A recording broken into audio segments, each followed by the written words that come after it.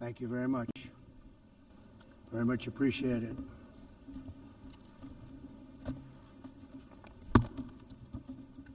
And I don't mind making this speech without a teleprompter, because the teleprompter is not working.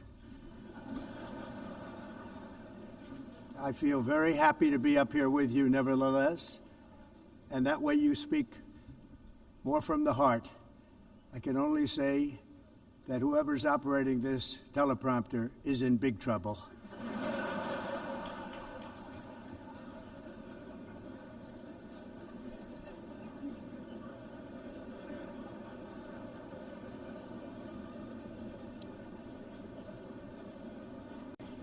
Hello, Madam First Lady.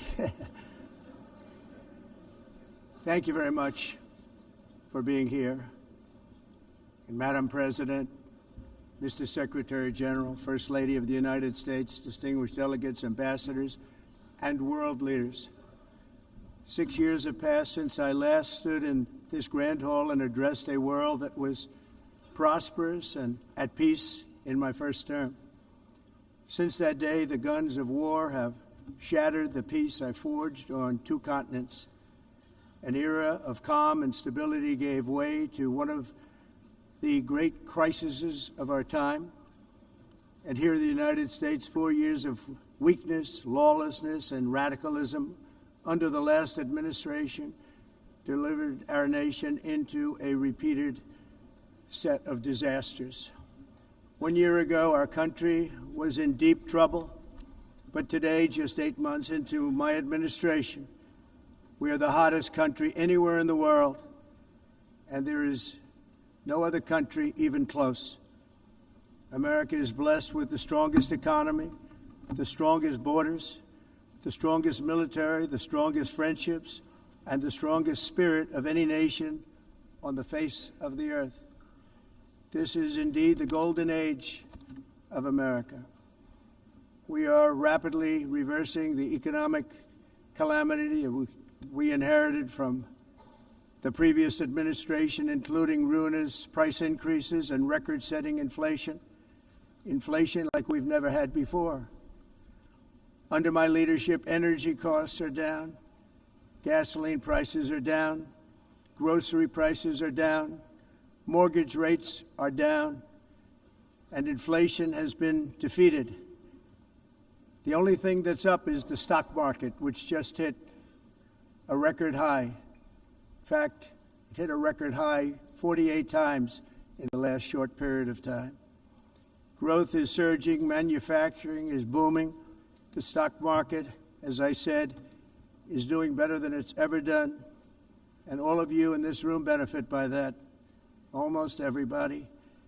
And importantly, workers' wages are rising at the fastest pace in more than 60 years. And that's what it's all about, isn't it? In 4 years of President Biden, we had less than $1 trillion of new investment into the United States. In just 8 months since I took office, we have secured commitments and money already paid for $17 trillion. Think of it, 4 years, less than $1 trillion, 8 months, much more than $17 trillion is being invested in the United States, and it's now pouring in from all parts of the world. We've implemented the largest tax cuts in American history and the largest regulation cuts in American history, making this once and again the best country on earth to do business. And many of the people in this room are investing in America, and it's turned out to be an awfully good investment during this 8-month period. In my first term, I built the greatest economy in the history of the world. We had the best economy ever, history of the world. And I'm doing the same thing again, but this time it's actually much bigger and even better. The numbers far surpass my record-setting first term. On our southern border, we have successfully repelled a colossal invasion. And for the last 4 months, and that's 4 months in a row, the number of illegal aliens admitted and entering our country has been 0. Hard to believe. because if you look back just a year ago, it was millions and millions of people pouring in from all over the world, from prisons, from mental institutions, drug dealers. All over the world they came. They just poured into our country with the ridiculous open border policy of the Biden administration. Our message is very simple. If you come illegally into the United States, you're going to jail, or you're going back to where you came from, or perhaps even further than that. You know what that means. I want to thank the country of El Salvador for the successful and professional job they've done in receiving and jailing so many criminals that entered our country. And it was under the previous administration that the number became record-setting, and they're all being taken out. We have no choice. And other countries have no choice, because other countries are in the exact same situation with immigration. It's destroying your country, and you have to do something about it. On the world stage, America is respected again like it has never been respected before. You think about 2 years ago, 3 years ago, 4 years ago, or 1 year ago, we were a laughingstock all over the world. At the NATO summit in June, virtually all NATO members formally committed to increase defense spending, at my request, from 2% to 5% of GDP, making our alliance far stronger and more powerful than it was ever before. In May, I traveled to the Middle East to visit my friends and rebuild our partnerships in the Gulf and those valued relationships with Saudi Arabia, Qatar, and the UAE, and other countries are now, I believe, closer than ever before. My administration has negotiated one historic trade deal after another, including with the United Kingdom, the European Union, Japan, South Korea, Vietnam, Indonesia, the Philippines, Malaysia, and many, many others. Likewise, in a period of just 7 months, I have ended 7 unendable wars. They said they were unendable. You're never going to get them solved. Some were going for 31 years, 2 of them, 31, think of it, 31 years. One was 36 years. One was 28 years. I ended 7 wars.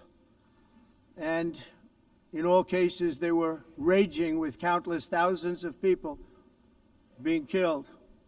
This includes Cambodia and Thailand, Kosovo and Serbia, the Congo and Rwanda, a vicious, violent war that was, Pakistan and India, Israel and Iran, Egypt and Ethiopia, and Armenia and Azerbaijan. It included all of them. No president or prime minister, and for that matter, no other country has ever done anything close to that. And I did it in just 7 months. It's never happened before. There's never been anything like that. I'm very honored to have done it. It's too bad that I had to do these things instead of the United Nations doing them. And sadly, in all cases, the United Nations did not even try to help in any of them. I ended 7 wars, dealt with the leaders of each and every one of these countries, and never even received a phone call from the United Nations offering to help in finalizing the deal. All I got from the United Nations was an escalator that on the way up stopped right in the middle. If the First Lady wasn't in great shape, she would have fallen, but she's in great shape.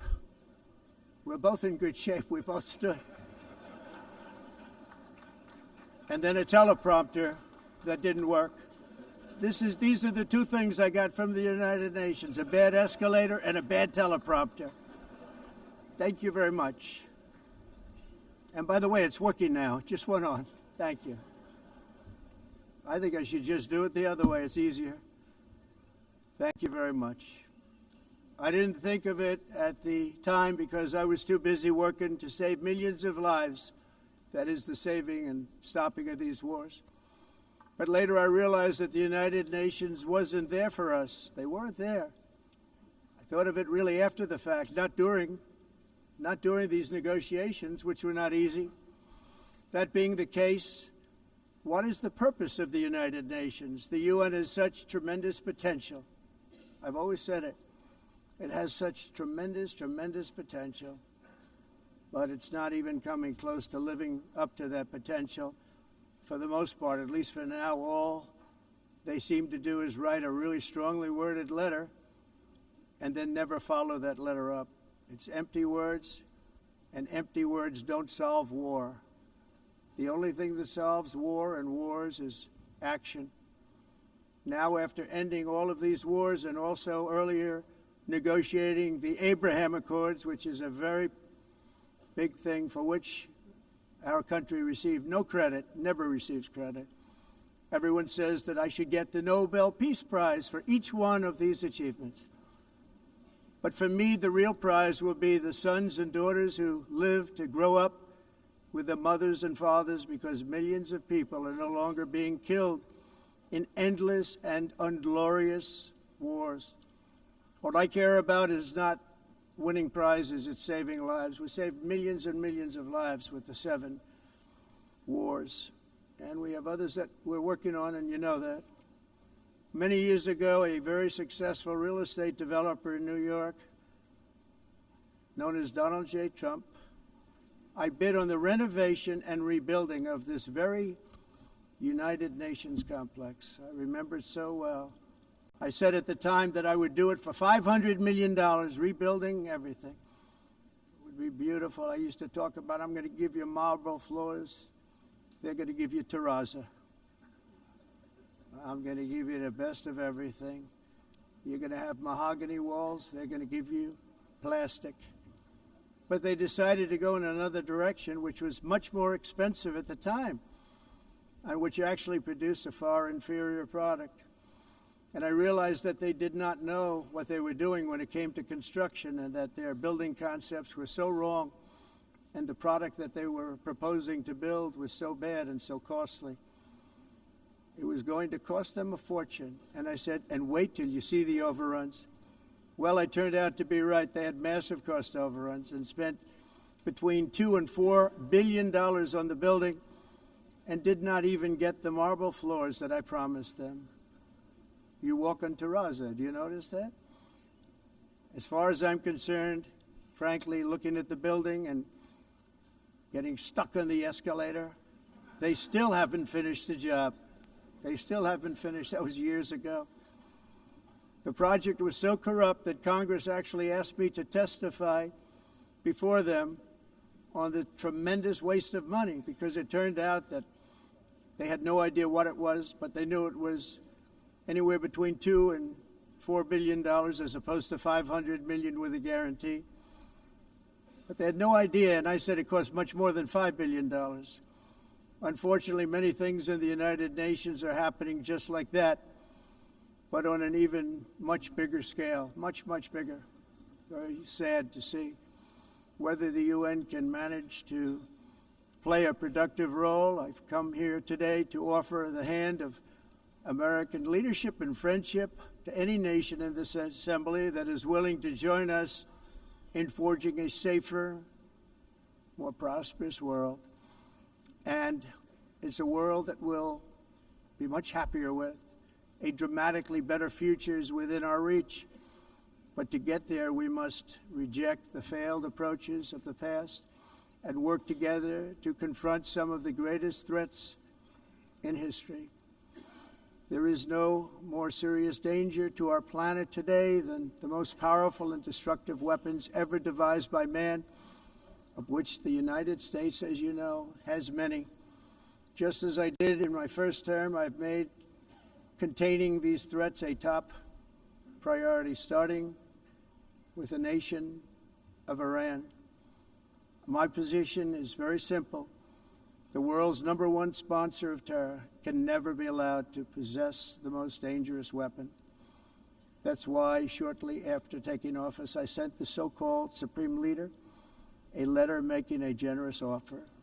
I extended a pledge of full cooperation in exchange for a suspension of Iran's nuclear program. The regime's answer was to continue their constant threats to their neighbors and U.S. interests throughout the region, and some great countries that are right nearby. Today, many of Iran's former military commanders, in fact, I can say almost all of them, are no longer with us. They're dead. And 3 months ago, in Operation Midnight Hammer, 7 American B-2 bombers dropped the 14 30,000-pound each bombs on Iran's key nuclear facilities, totally obliterating everything. No other country on earth could have done what we did. No other country has the equipment to do what we did. We have the greatest weapons on earth. We hate to use them. But we did something that for 22 years people wanted to do. With Iran's nuclear enrichment capacity demolished, I immediately brokered an end to the 12-day war, as it's called, between Israel and Iran, with both sides agreeing to fight no longer. As everyone knows, I have also been deeply engaged in seeking a ceasefire in Gaza. Have to get that done. Have to get it done. Unfortunately, Hamas has repeatedly rejected reasonable offers to make peace. We can't forget October 7th, can we? Now, as if to encourage continued conflict, some of this body is seeking to unilaterally recognize a Palestinian state. The rewards would be too great for Hamas terrorists for their atrocities. This would be a reward for these horrible atrocities, including October 7th, even while they refuse to release the hostages or accept a ceasefire. Instead of giving to Hamas and giving so much, because they've taken so much, they have taken so much. This could have been solved so long ago. But instead of giving in to Hamas's ransom demands, those who want peace should be united with one message: release the hostages now. Just release the hostages now. Thank you.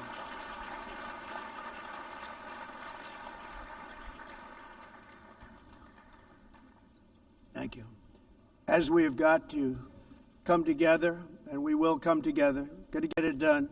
We have to stop the war in Gaza immediately. We have to stop it. We have to get it done. We have to negotiate, immediately have to negotiate peace. We got to get the hostages back. We want all 20 back. We don't want 2 and 4. As you know, I got, along with Steve Witkoff and others that helped us, Marco Rubio, we got most of them back. We were involved in all of them.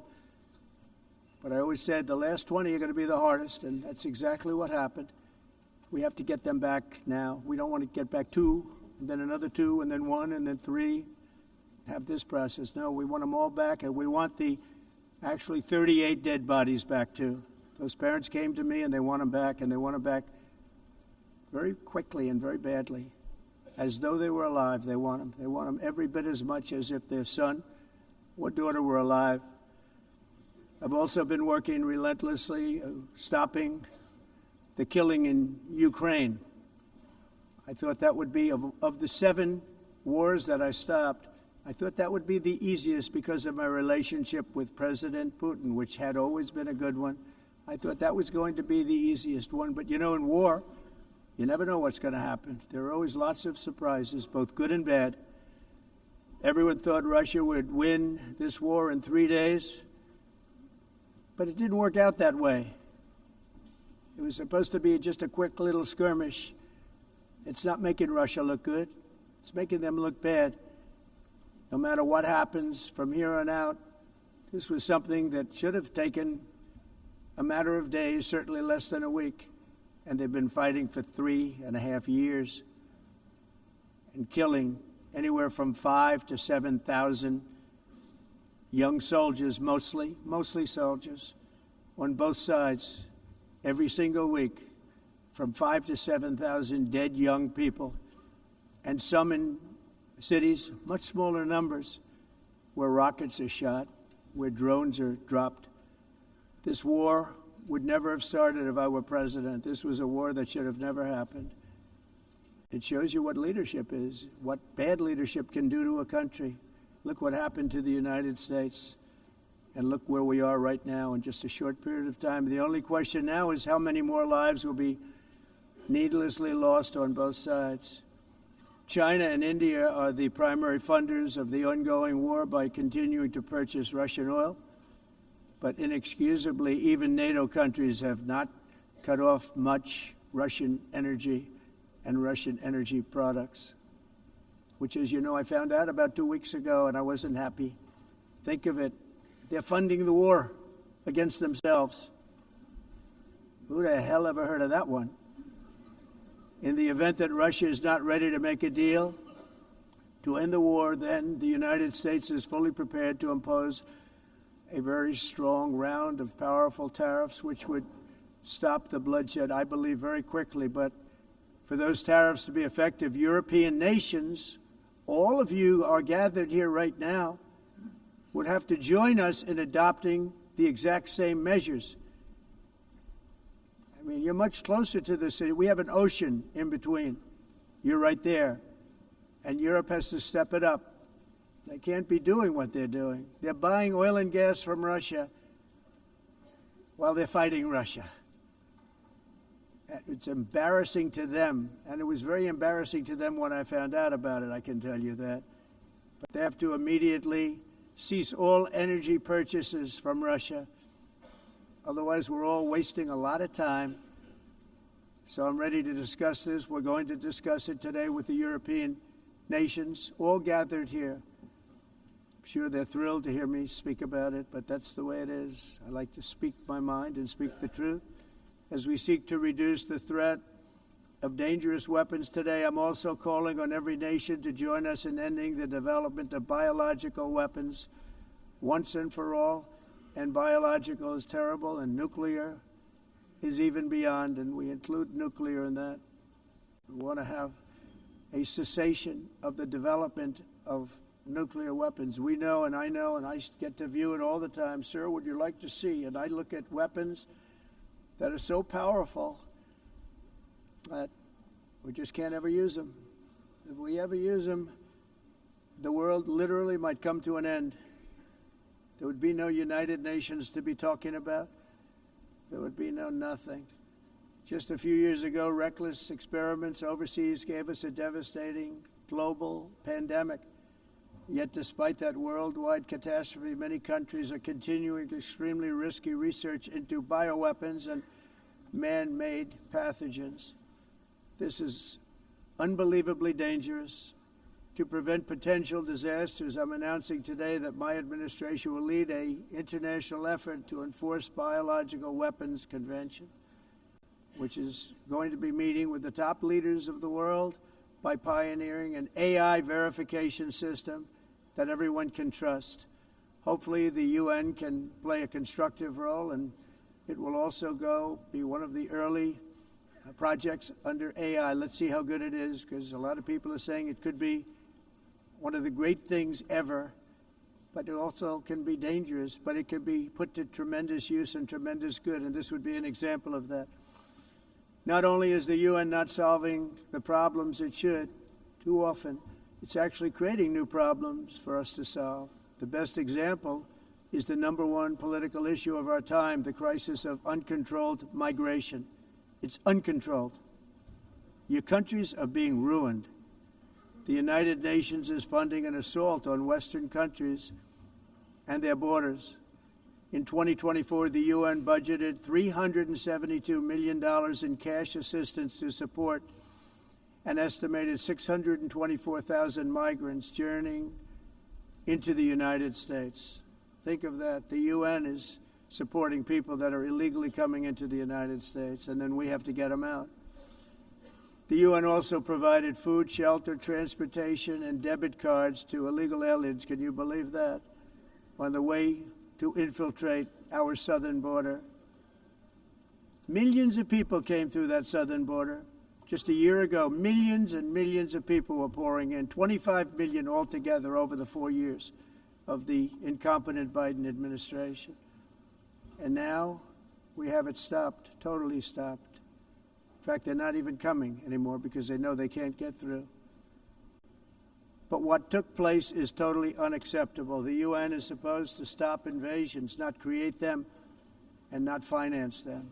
In the United States, we reject the idea that mass numbers of people from foreign lands can be permitted to travel halfway around the world, trample our borders, violate our sovereignty, cause unmitigated crime, and deplete our social safety net. We have reasserted that America belongs to the American people, and I encourage all countries to take their own stand in defense of their citizens as well. You have to do that because I see it. I'm not mentioning names. I see it, and I could call every single one of them out. You're destroying your countries. They're being destroyed. Europe is in serious trouble. They've been invaded by a force of illegal aliens like nobody's ever seen before. Illegal aliens are pouring into Europe. Nobody is ever, and nobody's doing anything to change it, to get them out. It's not sustainable. And because they choose to be politically correct, they're doing just absolutely nothing about it. And I have to say, I look at London, where you have a terrible mayor, terrible, terrible mayor, and it's been so changed, so changed. Now they want to go to Sharia law, but you're in a different country. You can't do that. Both the immigration and their suicidal energy ideas will be the death of Western Europe if something is not done immediately. This cannot be sustained. What makes the world so beautiful is that each country is unique. But to stay this way, every sovereign nation must have the right to control their own borders. You have the right to control your borders, as we do now, and to limit the sheer numbers of migrants entering their countries and paid for by the people of that nation that were there and that built that particular nation at the time. They put their blood, sweat, tears, money into that country, and now they're being ruined. Proud nations must be allowed to protect their communities and prevent their societies from being overwhelmed by people they have never seen before, with different customs, religions, with different everything. Where migrants have violated laws, lodged false asylum claims, or claimed refugee status for illegitimate reasons, they should, in many cases, be immediately sent home. And while we will always have a big heart for places and people that are struggling and truly compassionate, answers will be given. We have to solve the problem, and we have to solve it in their countries, not create new problems in our countries. And we are very helpful to a lot of countries that are just not able to send their people anymore. They used to send them to us in caravans of 25,000, 30,000 people each. These massive caravans of people pouring into our country, totally unchecked and unvetted. But not anymore. According to the Council of Europe, in 2024, almost 50% of inmates in German prisons were foreign nationals or migrants. In Austria, the number was 53% of the people in prisons were from places that weren't from where they are now. In Greece, the number was 54%, and in Switzerland, beautiful Switzerland, 72% of the people in prisons are from outside of Switzerland. When your prisons are filled with so-called asylum seekers who repaid kindness, and that's what they did, they repaid kindness with crime, it's time to end the failed experiment of open borders. You have to end it now. Let's see, I can tell you, I'm really good at this stuff. Your countries are going to hell. In America, we've taken bold action to swiftly shut down uncontrolled migration. Once we started detaining and deporting everyone who crossed the border and removing illegal aliens from the United States, they simply stopped coming. They're not coming anymore. We're getting a lot of credit, but they're not coming anymore. This was a humanitarian act for all involved, because on the trips up, thousands of people a week were dying. Women were being raped. Nobody's ever seen anything like it. Raped, horribly beaten, raped. On the trip up, the journey up, it was a long walk. It was a long, arduous journey, indeed. And it was also a historic victory against human trafficking throughout the region. What we did was a victory, and we saved so many lives of people that wouldn't make the journey. That journey was loaded up with death. loaded up with death. Dead bodies all along the roads of jungles to get up. They go through jungles, they go through areas so hot you couldn't breathe. They were dying of suffocation, areas so hot that you couldn't breathe. Dead bodies all over. By them not coming, we're saving tremendous numbers of lives. My people have done a fantastic job in doing what they did, and the American public agrees with it. I mean, I was very proud to see this morning I have the highest poll numbers I've ever had. Part of it is because of what we've done on the border. I guess the other part is what we've done on the economy. Joe Biden's policies empowered murderous gangs, human smugglers, child traffickers, drug cartels, and prisoners from all over the world. The previous administration also lost nearly 300,000 children. Think of that. They lost more than 300,000 children, little children, who were trafficked into the United States on the Biden watch, many of whom have been raped, exploited, and abused, and sold. Sold. Nobody talks about that. The fake news doesn't write about it. With many others, young children who are missing or dead. And we found a lot of these children, and we're sending them back, and we've been sending them back to their parents. They said, nobody knows who they are. They said, where do you come from? And they'll give us a country, and we'll find out, and we'll figure it out, and we'll bring them back to their homes. And the mother and father rush to the door, and their tears in their eyes. They can't believe that they're seeing their son or daughter, their little son or daughter again. We've done almost 30,000 of them so far. Any system that results in the mass trafficking of children is inherently evil.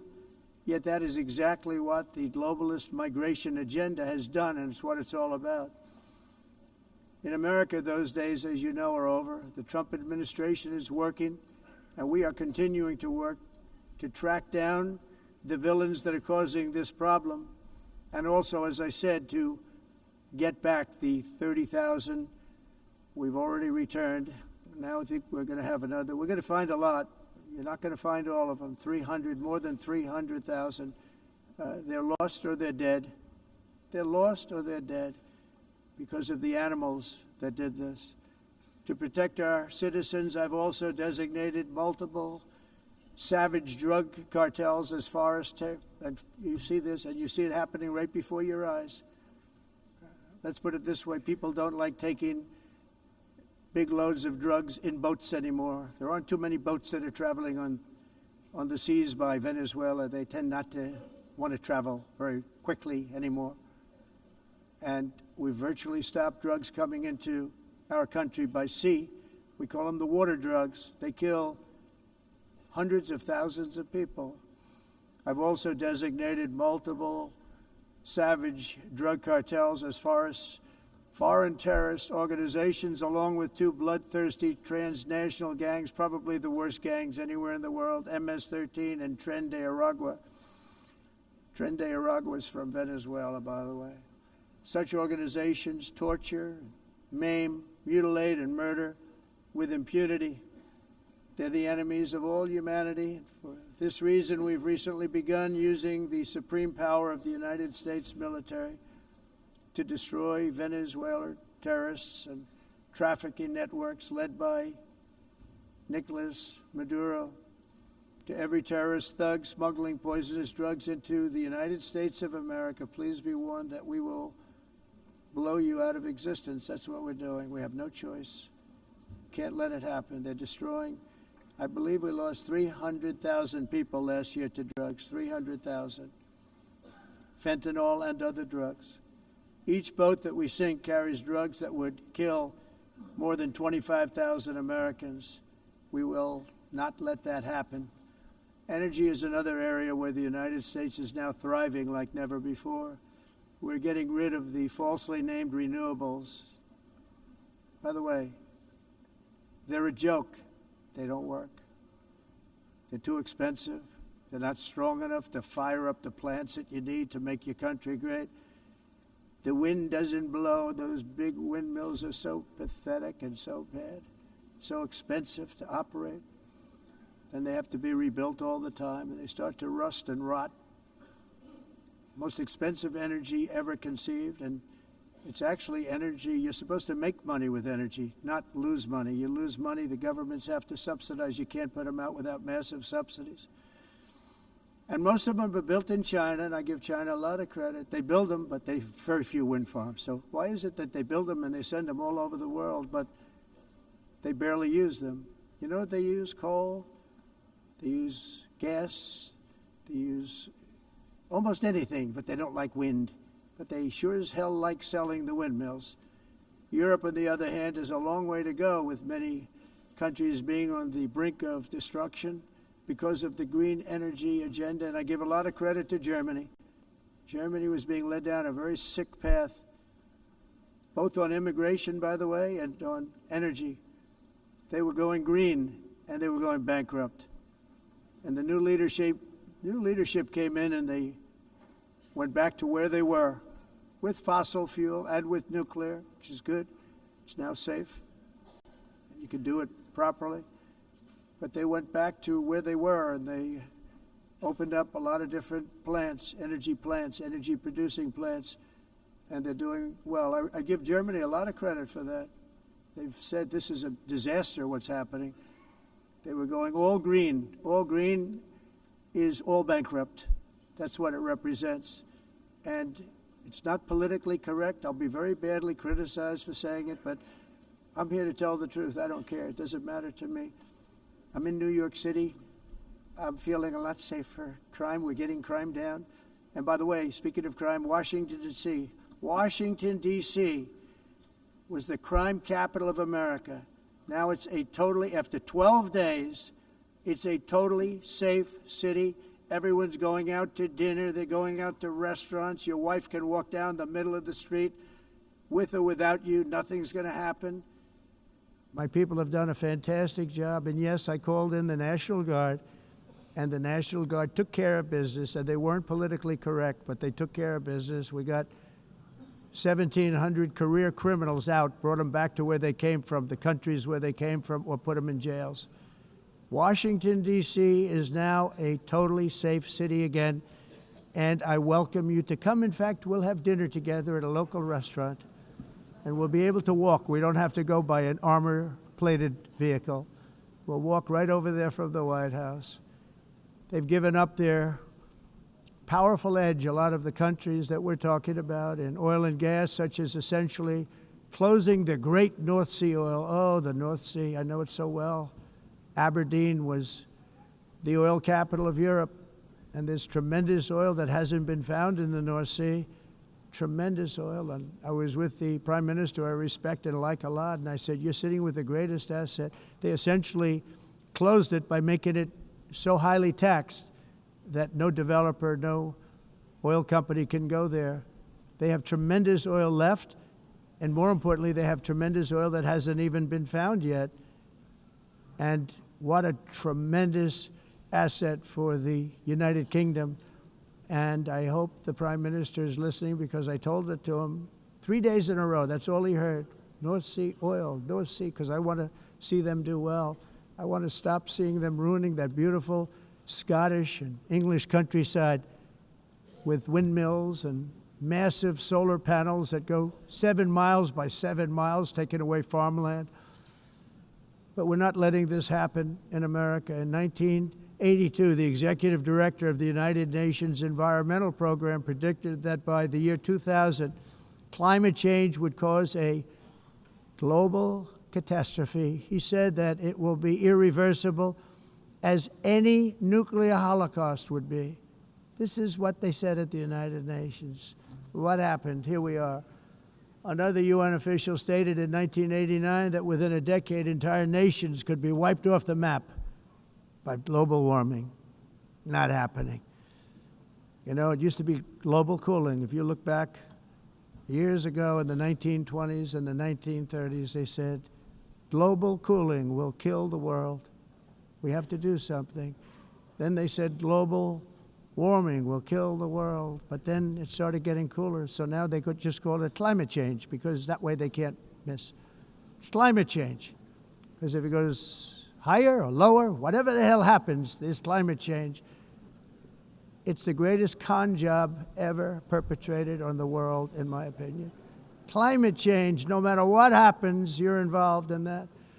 No more global warming, no more global cooling. All of these predictions made by the United Nations and many others, often for bad reasons, were wrong. They were made by stupid people that have cost their countries fortunes and given those same countries no chance for success. If you don't get away from this green scam, your country is going to fail. And I'm really good at predicting things, you know. They actually said during the campaign they had a hat, the best-selling hat. Trump was right about everything. And I don't say that in a braggadocious way, but it's true. I've been right about everything. And I'm telling you that if you don't get away from the green energy scam, your country is going to fail. And if you don't stop people that you've never seen before, that you have nothing in common with, your country is going to fail. I'm the President of the United States, but I worry about Europe. I love Europe. I love the people of Europe. And I hate to see it being devastated by energy and immigration. This double-tailed monster destroys everything in its wake, and they cannot let that happen any longer. You're doing it because you want to be nice. You want to be politically correct, and you're destroying your heritage. They must take control strongly and immediately of the unmitigated immigration disaster and the fake energy catastrophe before it's too late. The carbon footprint is a hoax made up by people with evil intentions, and they're heading down a path of total destruction. You know, the carbon footprint, it was a big, big thing a few years ago. I remember hearing about the carbon footprint, and then President Obama would get into Air Force One, a massive Boeing 747, and not a new one, an old one with old engines that spew everything into the atmosphere. He'd talk about the carbon footprint, we must do so. Then he'd get in and he'd fly from Washington to Hawaii to play a round of golf. And then he'd get back onto that big, beautiful plane and he'd fly back and he'd talk about, again, global warming and the carbon footprint. It's a con job. At extreme cost and expense, Europe reduced its own carbon footprint by 37%. Think of that. Congratulations, Europe. Great job. You cost yourself a lot of jobs, a lot of factories closed, but you reduced the carbon footprint by 37%. However, for all of that sacrifice and much more, it's been totally wiped out and then some by a global increase of 54%. Much of it coming from China and other countries that are thriving around China, which now produces more CO2 than all the other developed nations in the world. So all of these countries are working so hard on the carbon footprint, which is nonsense, by the way. It's nonsense. You know, it's interesting.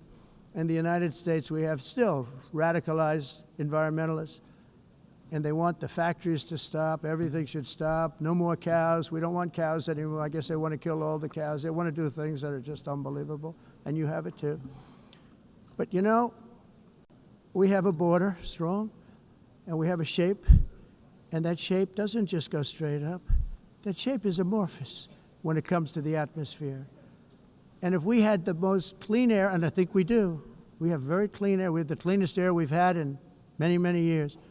But the problem is that other countries, like China, which has air that's a little bit rough, it blows.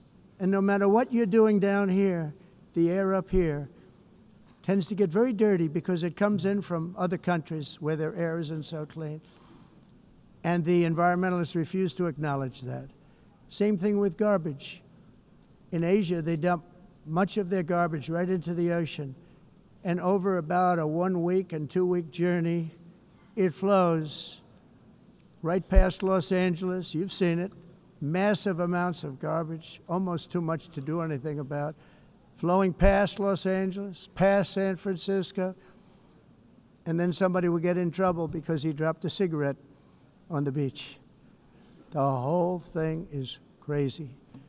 The primary effect of these brutal green energy policies has not been to help the environment, but to redistribute manufacturing and industrial activity from developed countries that follow the insane rules that are put down to polluting countries that break the rules and are making a fortune.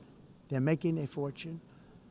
European electricity bills are now 4 to 5 times more expensive than those in China, and 2 to 3 times higher than the United States. And our bills are coming way down. You probably see that our gasoline prices are way down. You know, we have an expression, drill, Nós baby, drill, reduzimos and os that's what we're custos doing.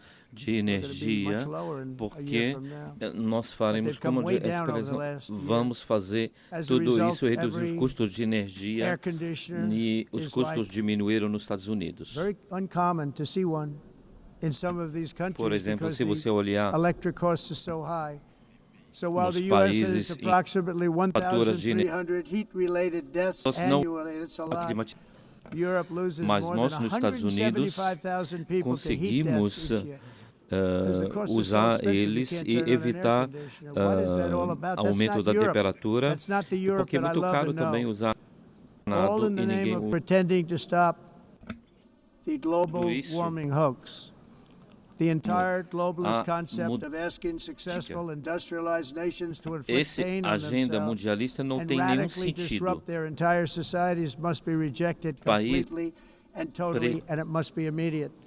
That's why in America I withdrew from the fake Paris Climate Accord, where, by the way, America was paying so much more than every country.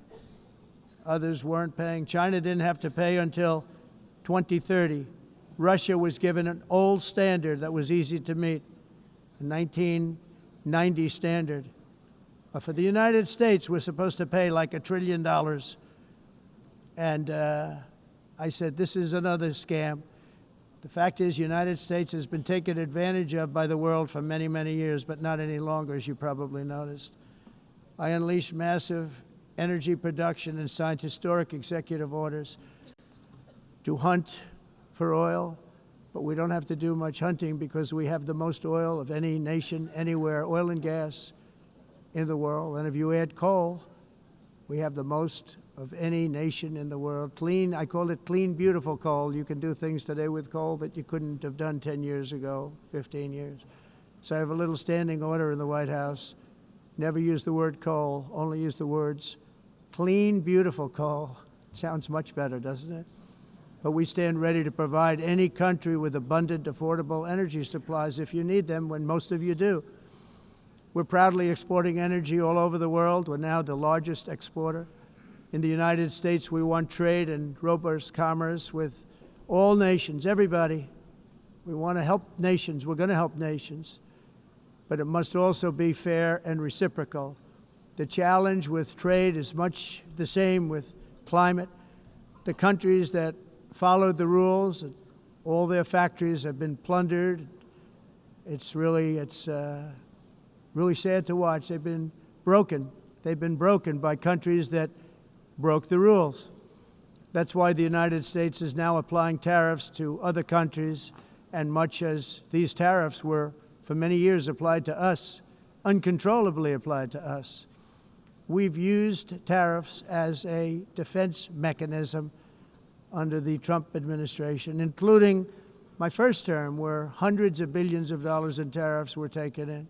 And by the way, we had the lowest inflation, and now we have very low inflation. The only thing different is that we have hundreds of billions of dollars flowing into our country. But this is how we will ensure that the system works for everyone and is sustainable into the future. We're also using tariffs to defend our sovereignty and security throughout the world, including against nations that have taken advantage of former U.S. administrations for decades, including the most corrupt, incompetent administration in history, the sleepy Joe Biden administration. Brazil now faces major tariffs in response to its unprecedented efforts to interfere in the rights and freedoms of our American citizens and others, with censorship, repression, weaponization, judicial corruption, and targeting of political critics in the United States. I have a little problem saying this because I must tell you, I was walking in and the leader of Brazil was walking out. We saw him and I saw him, he saw me, and we embraced. And then I'm saying, can you believe I'm going to be saying this in just 2 minutes? But we actually agreed that we would meet next week. We didn't have much time to talk, like about 20 seconds. They were in retrospect, I'm glad I waited because this thing didn't work out too well. But we did talk, we had a good talk, and we agreed to meet next week, if that's of interest. But he seemed like a very nice man, actually. He liked me, I liked him. But if you, and I only do business with people I like. When I don't like them, I don't like them. But we had, at least for about 39 seconds, we had excellent chemistry. It's a good sign. But also in the past, Brazil, can you believe this, unfairly tariffed our nation, but now because of our tariffs, we are hitting them back, and we're hitting them back very hard. As president, I will always defend our national sovereignty and the rights of American citizens. So I'm very sorry to say this, that Brazil is doing poorly and will continue to do poorly. They can only do well when they're working with us. Without us, they will fail, just as others have failed. It's true. Next year, the United States will celebrate the 250th anniversary of our glorious independence, a testament to enduring power and American freedom and spirit.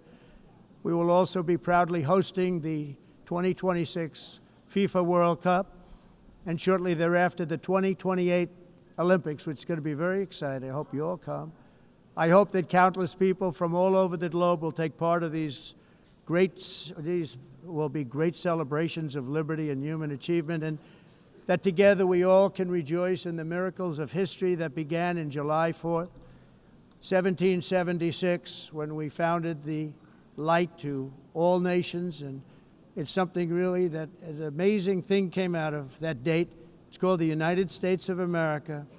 In honor of this momentous anniversary, I hope that all countries who find inspiration in our example will join us in renewing our commitment, values, and those values, really, that we hold so dear. Together, let us defend free speech and free expression. Let us protect religious liberty, including for the most persecuted religion on the planet today. It's called Christianity.